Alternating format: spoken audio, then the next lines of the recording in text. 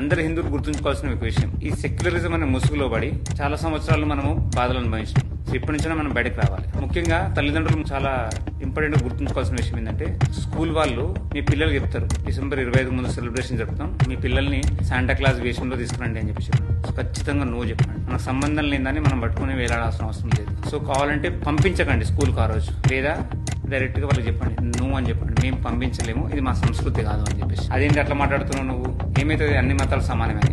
అన్ని మతాలు సమానం అనేది హిందూ ఒక్కడే కాదు అనాల్సింది, అన్ని మతాలు సమానమని అన్ని మతాల వాళ్ళు అనాలి. అందరి జీవితంలో ఒక ఇన్సిడెంట్ ఉంటుంది. ఎవడన్నా ప్రసాదం ఇస్తుంది అనుకోండి అన్య మతస్థునికి, వాడు ఏమంటాడు, మేము తీసుకోము తినము అని చెప్పేసి నీ మొహం మీద చెప్తాడు.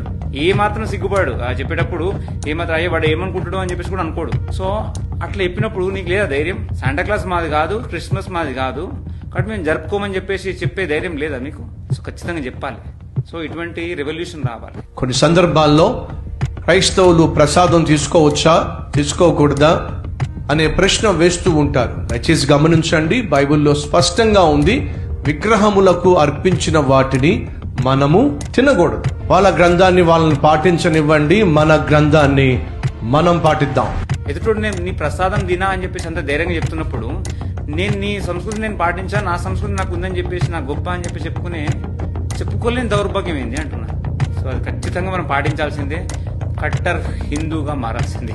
సే నో టు శాంటా క్లాస్, అది మనది కాదు, మనకు సంబంధం లేదు. నేను నా పిల్లల్ని శాంటా క్లాస్ వేషంలో పంపించను.